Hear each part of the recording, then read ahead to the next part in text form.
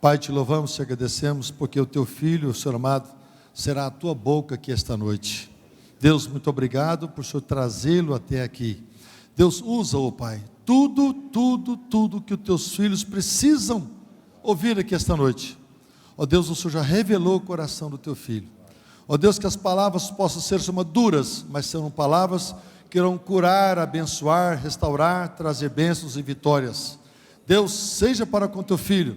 Nós oramos também na vida dele, abençoando ele. Ó Deus, traga saúde física sobre ele, ó Pai, abençoando o teu lar, a tua esposa, teus filhos, noras, genros. Abençoa os teus netos, ó Pai. Guarde esta família, guarde o ministério do teu Filho, e que ele continue, Senhor amado, sendo instrumento nas tuas mãos, para restaurar os relacionamentos das famílias brasileiras. Te oramos agradecido por essa oportunidade.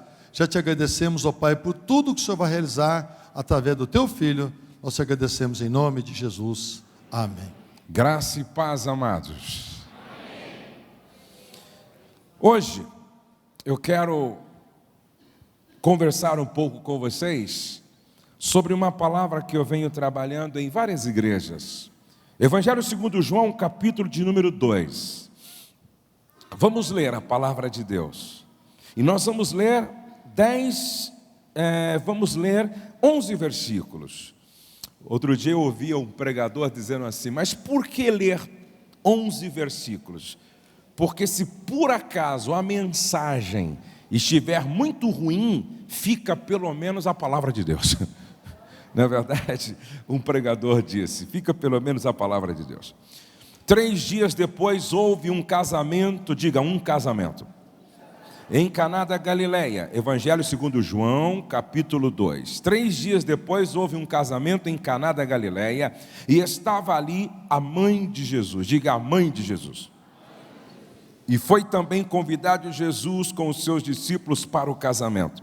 E tendo acabado o vinho, a mãe de Jesus lhe disse: eles não têm vinho. Respondeu-lhe Jesus: mulher, que tenho eu contigo? Ainda não é chegada a minha hora. Disse então sua mãe aos serventes: fazei tudo quanto ele vos disser. Ora, estavam ali postas 6 talhas de pedra. Quantas talhas? 6 talhas, para as purificações dos judeus, e em cada uma cabiam 2 ou 3 metretas, 80 a 120 litros de água. Ordenou-lhe Jesus: enchei de água essas talhas, e encheram-nas até em cima. Então lhes disse: tirai agora e levai ao mestre-sala. E eles o fizeram. Quando o mestre-sala provou a água transformada em vinho, diga, provou o milagre de transformação. Outra vez, provou, juntos, vamos lá. Provou o milagre de transformação. Não sabendo de onde era, se bem que o sabiam os serventes que tinham tirado a água, chamou o mestre-sala ao noivo e lhe disse: todo homem põe primeiro o vinho bom, e quando já tem bebido bem, então o inferior, mas tu guardaste até agora o bom vinho. Assim deu Jesus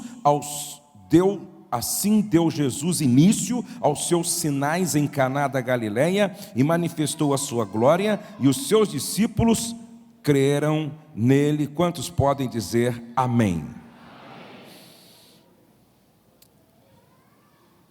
Qual é a palavra-chave desse texto? Diga, transformação. Outra vez, qual é a palavra-chave? Só os homens. Qual é a palavra-chave? Só as mulheres. Qual é a palavra-chave? Então diga comigo: a minha casa tem que ser lugar de transformação e nunca de deformação. Qual é a palavra-chave do texto? A Bíblia diz que o casamento em que Jesus participou aconteceu 3 dias depois do chamado de Natanael. Agora o texto diz que Jesus foi convidado com os seus discípulos. Esse grupo de 6 pessoas formava o núcleo daquela associação que em breve haveria de florescer como movimento de significação mundial. Quem eram eles? Jesus, João, André, Pedro, Filipe e Natanael. Mas naquela festa havia também um outro cidadão chamado Mestre Sala. Era o superintendente dos convivas, mestre de cerimônias. Era ele que arranjava os móveis, os pratos a serem servidos, além de provar os alimentos e o vinho, antes de serem apresentados aos convidados. O mestre Sala é que presidia a festa, por isso não era uma família pobre. Era uma família que tinha uma condição financeira favorável. Nós vemos aqui 3 inícios. Primeiro, o início de uma caminhada conjugal. Segundo, o início do ministério público de Jesus. Terceiro, o início da caminhada dos discípulos no discipulado. E sempre que eu leio esse texto e fico sabendo que foi o primeiro milagre público, marcando o início do ministério público de Jesus, uma pergunta se impõe: por que Jesus decidiu escolher uma festa de casamento para realizar o seu primeiro milagre? Não poderia Jesus começar curando o enfermo lá no tanque de Betesda? Não poderia Jesus começar curando um leproso no leprosário? Não poderia Jesus começar lá no mar da Galileia, acalmando uma tempestade? Não poderia Jesus começar multiplicando pães e peixes num lugar ermo? Por que Jesus escolhe uma festa de casamento para começar o seu ministério público? Amados, a presença de Jesus naquela festa demonstrou o valor do matrimônio aos olhos de Deus.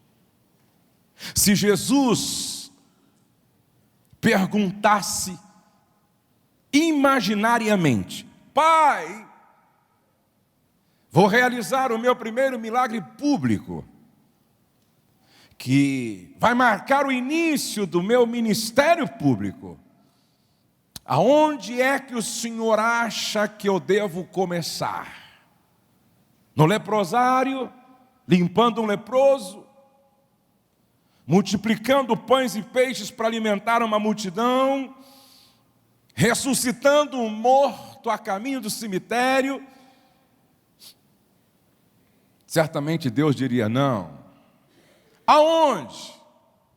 Em uma festa de casamento. Por quê?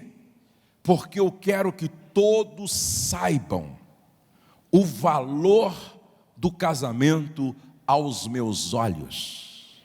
Eu quero que todos saibam o valor da família aos meus olhos. O casamento aos olhos de Deus tem um valor tão grande que a Bíblia começa falando de casamento. Jesus começa o seu ministério público numa festa de casamento. E o livro do Apocalipse termina com um grande casamento, quando a noiva encontra-se com o cordeiro para uma grande boda, para as bodas do cordeiro. Então preste atenção que o casamento é digno de honra, como está em Hebreus 13:4, digno de honra seja o matrimônio entre todos, bem como leite sem mácula. E por que aos olhos de Deus o casamento é digno de honra? Porque foi instituído por Ele.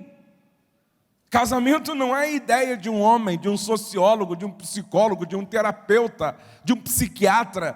Casamento é ideia de Deus. Sabe por que o casamento é digno de honra? Porque ele expressa a união entre Cristo e a igreja. Porque é uma aliança que tem como propósito glorificar a Deus. Porque o casamento é a espinha dorsal da família. O casamento está acima do compromisso entre o homem e a mulher. Agora há uma pergunta a ser feita quando a gente fala da importância do casamento aos olhos de Deus. Por que Deus odeia o divórcio? Está em Malaquias 2,16 que Deus odeia o divórcio. Por que Deus odeia o divórcio? Existe divórcio sem dor, divórcio indolor. Quando um divórcio acontece, quem sai ganhando? Quem ganha? Ganha ela? Ganha ele? Ganha as famílias de origem? Ganha a sociedade? Quando um divórcio acontece, quem ganha? Você crê no poder restaurador do perdão? Até que ponto você acha que alguém deve perdoar? Você concorda que qualquer casamento pode dar certo se os dois estiverem dispostos a mudar? São perguntas que a gente precisa responder. Então Jesus escolhe uma festa de casamento para mostrar a todos nós o quanto é importante o casamento aos olhos de Deus. E é mais digno de honra do que qualquer outro relacionamento, até porque o casamento existe para nos entender, para nos ajudar a entender o relacionamento de Cristo com a igreja. Agora, é interessante que a presença de Jesus naquele casamento nos ensina uma grande lição. Quando Jesus está envolvido, as coisas não podem piorar, tem que melhorar. Agora preste atenção que era cultural, o vinho era o elemento principal da festa de um casamento judaico. Acabar o vinho era algo tão absurdo, no meio da festa acabar o vinho era algo tão absurdo, tão escandaloso, tão decepcionante, tão vergonhoso, que a família poderia ser multada. Eis a razão por que Maria fica tão preocupada. E a Bíblia, ou seja, a história diz, e o texto também, que antes, 7 dias, no início, 1º, 2º, 3º dia, eles serviam o melhor vinho. E quando o pessoal já tinha tomado bastante vinho, e já não havia mais sensibilidade no paladar para discernir a qualidade, então serviam o inferior. Então no início da festa, naquele dia serviam o inferior, depois o superior, depois o inferior. Aí quando o mestre-sala experimenta o vinho que Jesus havia providenciado a partir de um milagre, ele chama o noivo e diz: opa, tem algo errado aqui. Geralmente servem o melhor e depois o inferior, mas vocês guardaram o melhor para o final. Não era um fato normal. Ele estava experimentando um milagre. Ele estava saboreando um milagre. Ele estava tomando um milagre. Porque aquele vinho era resultado do milagre que Jesus operou. Então o que veio depois era melhor ou pior? Jesus fez o milagre transformando a água em vinho. E esse vinho era melhor ou pior?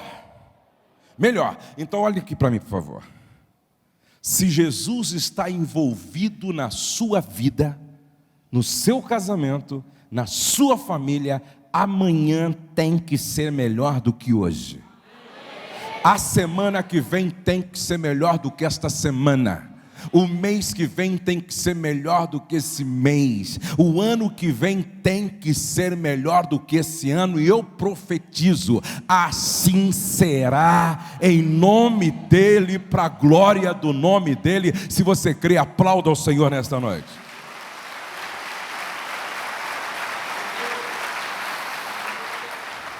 Agora eu gostaria da sua ajuda. Mas vamos guardar, porque isso aqui é uma metodologia pedagógica, é um método pedagógico. Qual é a palavra-chave do texto? Não, você tem que guardar isso mesmo. Qual é a palavra-chave do texto? Minha casa tem que ser lugar de... Aí você me pergunta, por quê, pastor? Porque se a sua casa não for lugar de transformação, ela será lugar de deformação. Se a sua casa não for lugar de transformação, ela será lugar de deformação. Então eu vou pedir a sua ajuda. Quantas talhas eram? Quantas talhas eram? 6 talhas. Nós vamos descobrir o nome dessas talhas no texto. Então vamos descobrir o primeiro nome. A Bíblia diz, no verso 3, que Maria viu o problema. Eles não têm mais vinho. E vinho para o judeu é o símbolo da alegria. Maria viu o problema. Eles não têm mais vinho. Segundo, Maria se importou com um problema que não era dela. Terceiro, Maria foi atrás de uma solução para um problema que não era dela. Qual é o nome dessa primeira talha? Me ajuda aí, gente. Maria viu o problema. Acabou o vinho. E é grave. Maria se importou. O texto não diz que Maria era a dona da festa. O texto não diz que Maria era responsável para comprar o vinho da festa. O texto não diz que Maria era responsável pela solução dos problemas da festa. Então Maria viu o problema, Maria se importou com o problema que não era dela, e Maria foi atrás de uma solução para um problema que não era dela. Qual é o nome dessa primeira talha?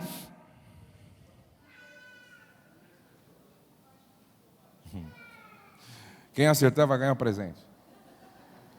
A primeira talha é solidariedade. Diga comigo, solidariedade. Outra vez, solidariedade. Amados, preste atenção.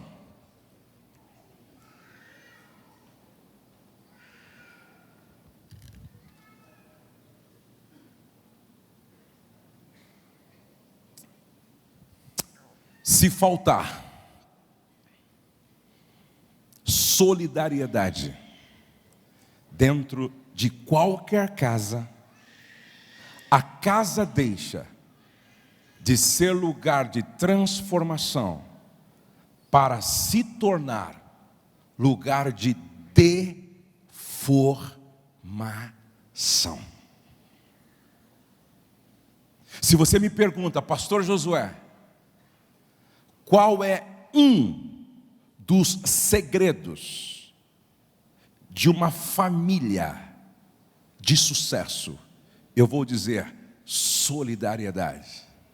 Se você me perguntar, pastor Josué, qual é um dos segredos de um casamento bem-sucedido?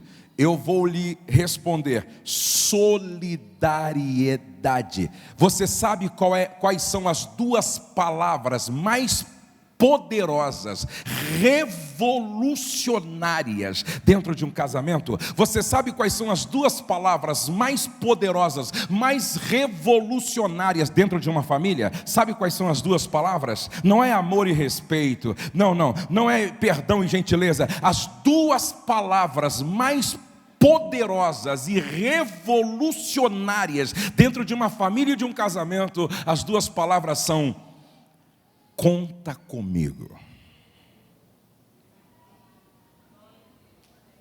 Quais são as duas palavras? Quais são as duas palavras?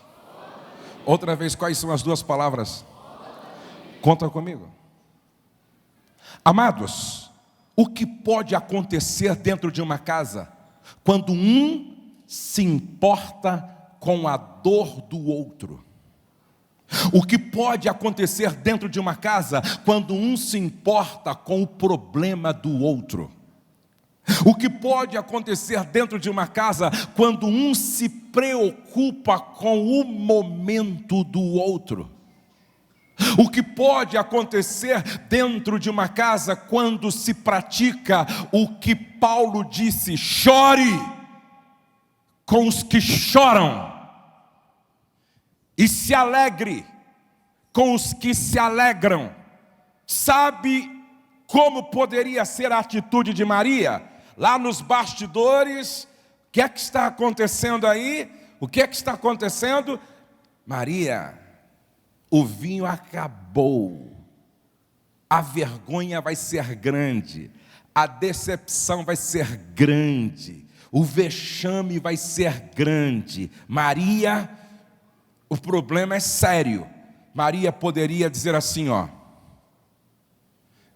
eu não tenho nada a ver com isso. Olhe para cá. Eu não tenho nada a ver com isso. Eu fui convidada, eu sou convidada, não sou dona da festa. Eu fui convidada, não sou responsável pela festa. Ei, vocês sabiam que boa parte das famílias que vivem em crise é porque esse é o comportamento da maioria dos membros da família? Não vamos muito longe não, preste atenção. Jesus disse assim, ó: um dia haverá um julgamento.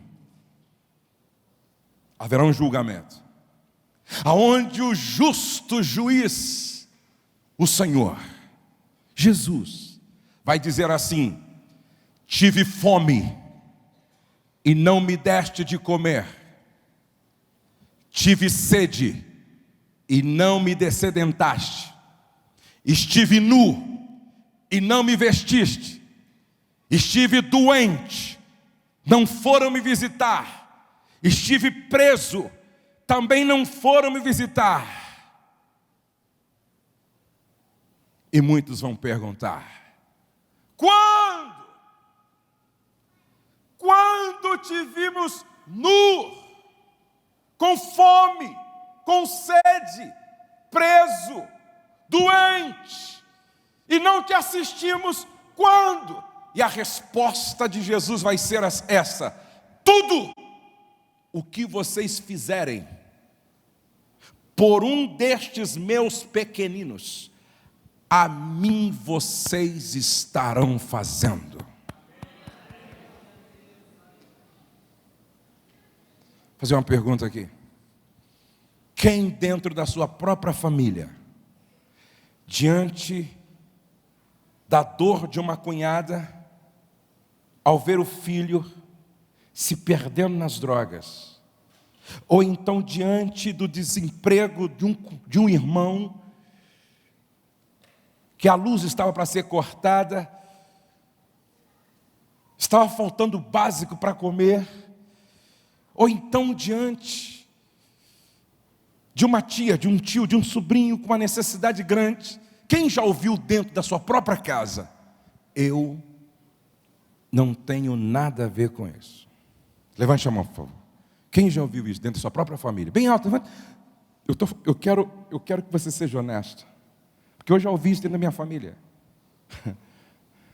Quem já ouviu isso? Eu não tenho nada a ver com isso. Levante a mão, por favor.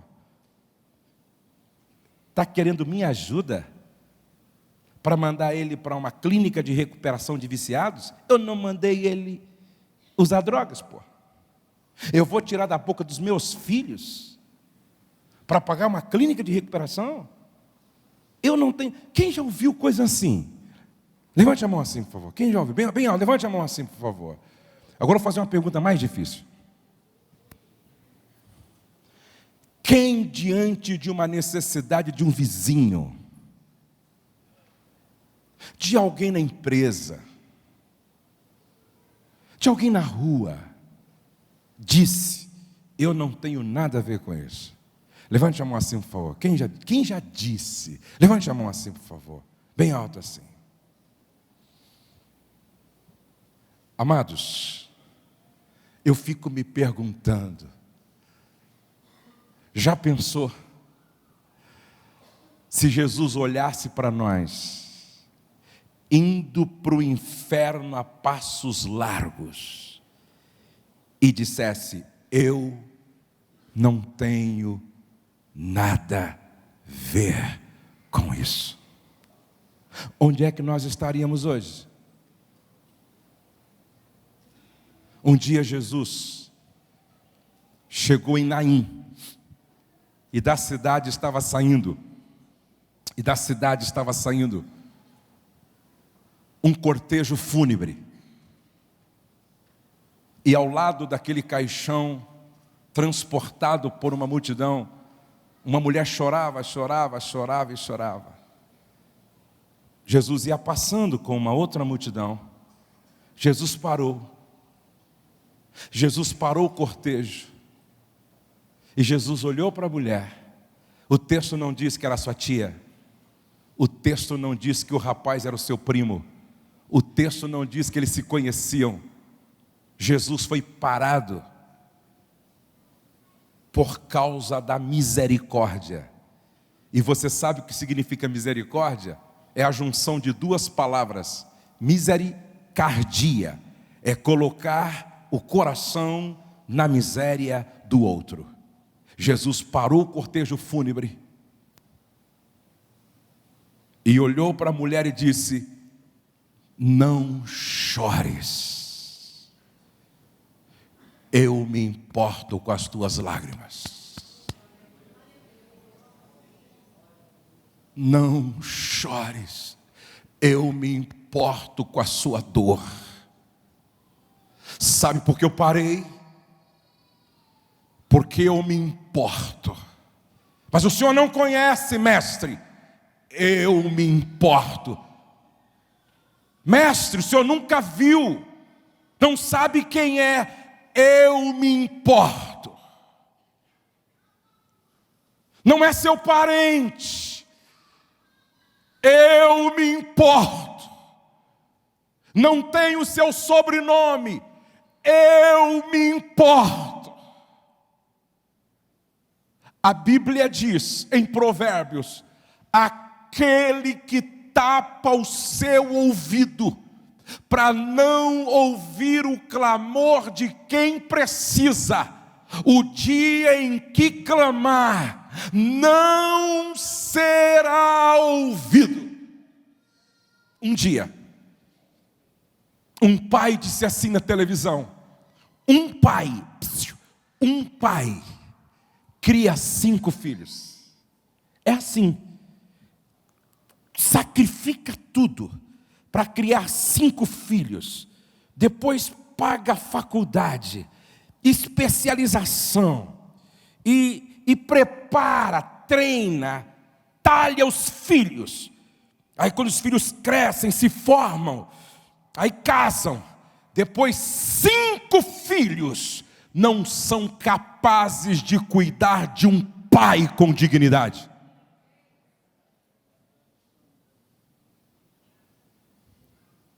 Cinco filhos mandam o pai para o asilo. 5 filhos não são capazes de dizer: pai, vem para minha casa, ainda que seja para dar banho no Senhor, vem para minha casa, eu me importo. Um dia um amigo me disse: pastor, minha mãe está com mal de Parkinson, mal de Alzheimer, muito enferma. Eu nunca imaginei, pastor, que um dia eu teria que dar banho na minha mãe. E ele dizia para mim: pastor, quando eu fui dar um banho na minha mãe dizia para mim: filho, eu estou com vergonha. Eu estou com vergonha. E eu dizia para ela: mãe, para mim é uma honra, é um privilégio poder cuidar da senhora. Eu me importo quantas vezes a senhora trocou minhas fraldas,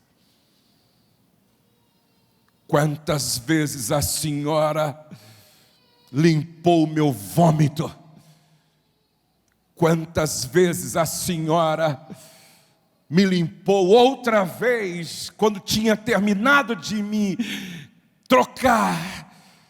Mãe, descansa o teu coração, eu me importo com a senhora. O problema é que tem marido que não se importa com as lágrimas da própria esposa. O problema é que tem esposa que não se importa com a dor do próprio marido. O problema é que muitas vezes ela diz em relação à sogra: eu não tenho nada a ver com isso, e que os teus irmãos que se virem. Um dia, T.D. Jakes escreveu algo interessante: se você não gosta do que está colhendo, olhe para trás e veja o que foi semeado. Quando Jesus diz para aquela mulher: não chores, eu não sei com quem você é, mas eu me importo. Eu não sei quem é a tua família, mas eu me importo. Eu não sei qual é o seu sobrenome, eu me importo. Eu não sei aonde você mora, eu me importo.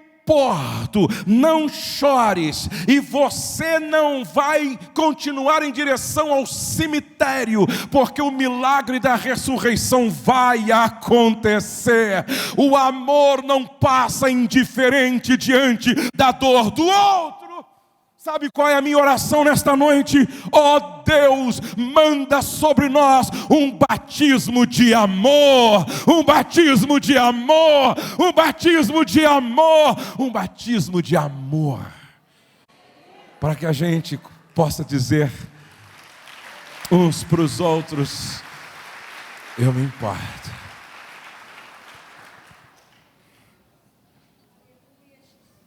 Eu me lembro que o meu cunhado, de repente, foi solicitado por 2 sobrinhos. Esses meus 2 sobrinhos, o pai não ganha o suficiente para pagar uma passagem aérea para Disney. Mas eu tenho um cunhado empresário. E os sobrinhos chegaram nesse meu cunhado e disseram assim: ô tio, era a escola, né? Os meninos da escola era uma caravana de amiguinhos que ia para Disney. E eles chegaram e disseram: ô tio, o senhor não paga para nós essa viagem para a gente ir para Disney? Meu cunhado poderia dizer: não sou seu pai, pô. Não sou seu pai. Meu cunhado disse: não, eu só quero que vocês tirem nota boa na escola, e o presente está dado, vocês vão para a Disney.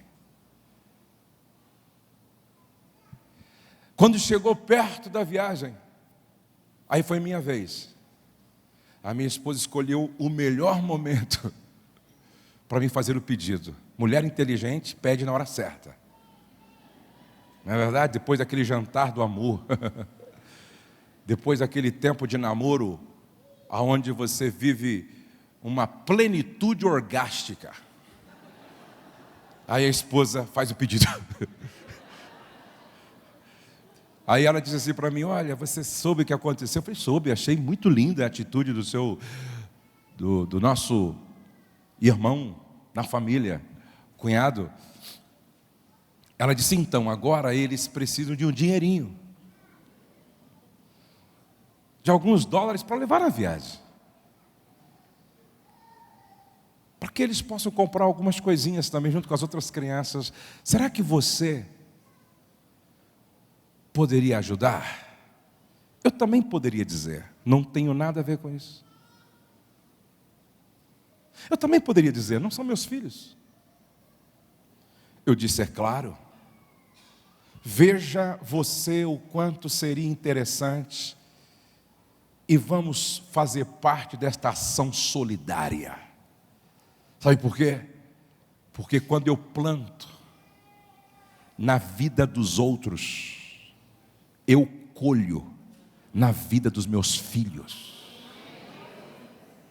Quando eu proporciono alegria, quando eu proporciono algo de bom para o outro, solidariamente dentro da família, Deus vai investindo na nossa casa.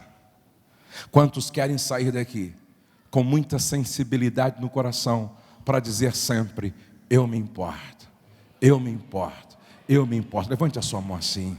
Eu me importo, eu me importo. Então eu gostaria que você colocasse na mão no seu coração e dissesse assim, Deus, eu quero que as minhas mãos sejam as tuas mãos, que os meus pés sejam os teus pés, que os meus olhos sejam os teus olhos, que os meus ouvidos sejam os teus ouvidos, que o meu coração seja o teu coração. A partir de hoje, diante da dor do outro, da necessidade do outro, nunca mais eu vou dizer, eu não tenho nada a ver com isso, porque a partir de hoje, eu vou me importar com a dor do outro, porque eu sei que o Senhor conta comigo, em nome de Jesus, amém. Eu quero que você bata no ombro de 7 pessoas e diga assim, receba um batismo de amor, receba um batismo de amor, receba um batismo de amor, receba um batismo de amor, receba um batismo de amor, receba um batismo de amor, receba um batismo de amor, receba. Receba um batismo de amor.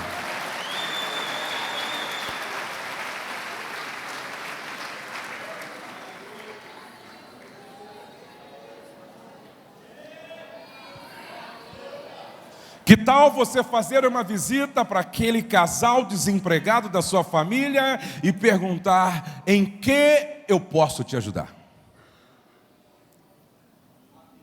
Que tal você ir lá na casa da sua mãe, dizer, mãe, me dá as suas contas, porque eu vou pagar essas contas. Que tal você ir na casa daquele seu irmão, doente, desempregado, e perguntar, em que eu posso te ajudar? Que tal você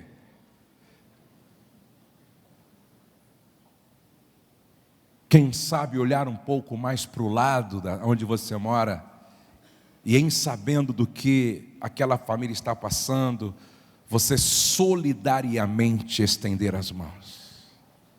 Eu quero profetizar nesta noite. A partir de hoje, a sua casa vai ser como nunca foi, lugar de transformação. Deus vai te usar neste processo. Deus vai te usar neste processo. Deus vai te usar neste processo. Deus vai te usar neste processo. Quantos podem dizer amém? Amém. Vamos descobrir mais uma talha só. Qual é o nome da primeira talha? Solidariedade. Agora veja que o texto diz assim, Maria disse a Jesus, Maria disse aos serventes, Jesus disse a Maria, Jesus disse aos serventes, o mestre Sala disse ao noivo, Qual é o nome da segunda talha? Eu vou repetir. Maria disse a Jesus. Maria disse aos serventes. Jesus disse a Maria. Jesus disse aos serventes. O mestre Sala disse ao noivo. Qual é o nome da segunda talha? Comunicação.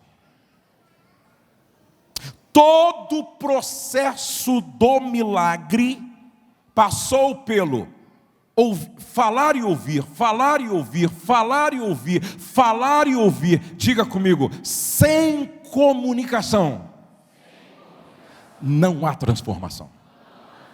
Isso é básico. Sem comunicação não há transformação. Dá para você entender agora porque o diabo quer levantar dentro de todas as casas a fortaleza do silêncio, assassinando o diálogo. Outro dia eu ouvi falar de um casal que ficou 6, 7 meses sem conversar por causa de um sabonete. Outro dia um marido disse assim para mim: pastor, eu tive uma briga com a minha esposa e a gente discutiu feio. Eu falei para ela um bocado de coisa que não deveria falar e ela falou para mim. E o senhor acredita que ela ficou comigo dentro de casa 6 meses sem dizer uma palavra? Bom dia, boa tarde, vamos almoçar? Vamos jantar? Você vai sair agora?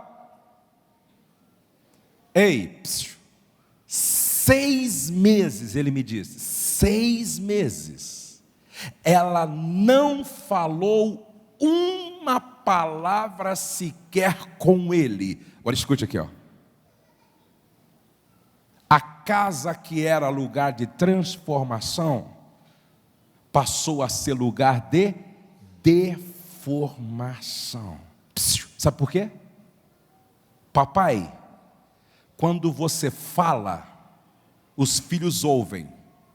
Quando você faz, os filhos imitam. Os filhos estão aprendendo com a gente.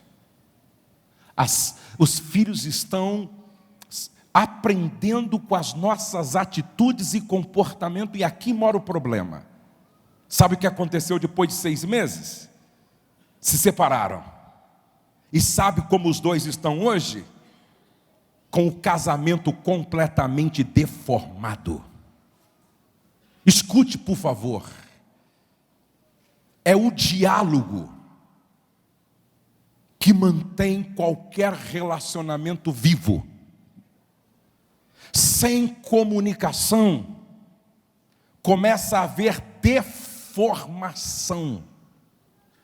E aí o diabo vem e levanta a fortaleza do silêncio e da indiferença. Escute essa história. Não existe lugar neutro. Eu fui ministrar em Piracicaba. E lá um casal me contou uma experiência que eu nunca mais esqueci. Esse casal contou o seguinte: nós brigamos, pastor. Nós brigamos e aquela briga de casal, e eu xinguei ele me xingou e falamos um monte de bobagem. E aí nós dois resolvemos não olhar um mais para a cara do outro naquele dia. No outro dia também resolvemos não conversar, silêncio sepulcral dentro de casa. A gente dormia assim, ó. Eu dormia, ele dizendo, eu dormia quase que caindo da cama. E ela dormia também quase que caindo da cama. Silêncio. Não conversa no café, no almoço, na janta. Quando chega, quando sai, 1 dia. 2 dias. Silêncio. 3 dias. No 3º dia, eles já estavam com saudade um do outro, porque não era comum assim. Aí ele disse assim: vou fazer um teste para ver se ela está afim de conversar comigo. Aí eles estavam deitados assim. Aí ele fez assim, ó. Opa. Sabe como é que era? Aí ela respondeu assim, ó. Opa. Encostou nele. Ele falou, tá aberto o canal. Aí ele se virou assim, ó, devagarzinho, e disse: meu amor, eu quero te pedir perdão. Aí ela foi virando assim. Aí ele diz: então, eu te disse um monte de bobagem que não deveria ter dito, eu quero te pedir perdão, você me perdoa? Ela disse: eu também quero te pedir perdão. Eu também falei um monte de bobagem. Agora escute isso. Eles me disseram: pastor, nós não estávamos dormindo. Não era revelação, não era sonho. Quando nós começamos a se perdoar, levantou do nosso meio um demônio em forma de gente, com o rosto desfigurado, dentes pontiagudos, descabelado, desceu da cama, olhou para a gente todo arrepiado, com os olhos assim, ó, arregalados. Aquele bicho, aquele monstro, olhou para a gente, com os olhos vermelhos, deu uma gargalhada assim, demoníaca, e foi saindo devagar do quarto. Foi saindo devagar, e eles disseram para mim que quando eles perceberam que aquela presença demoníaca saiu no quintal, os cachorros latiam demais, e deixaram um cheiro de enxofre que encheu toda a casa. Eles disseram que na hora caíram de joelho na presença de Deus para fazer um propósito de nunca mais permitir que o diabo levantasse entre eles a fortaleza do silêncio por causa do ódio, do ressentimento e da mágoa. Ei, não existe lugar neutro. Ou é Deus na pessoa de Cristo que reina, ou é o diabo que se coloca no meio. Não, na minha casa nem Deus e nem o diabo, minha casa é neutra. Não existe lugar neutro. Aonde Deus reina, o diabo não tem espaço.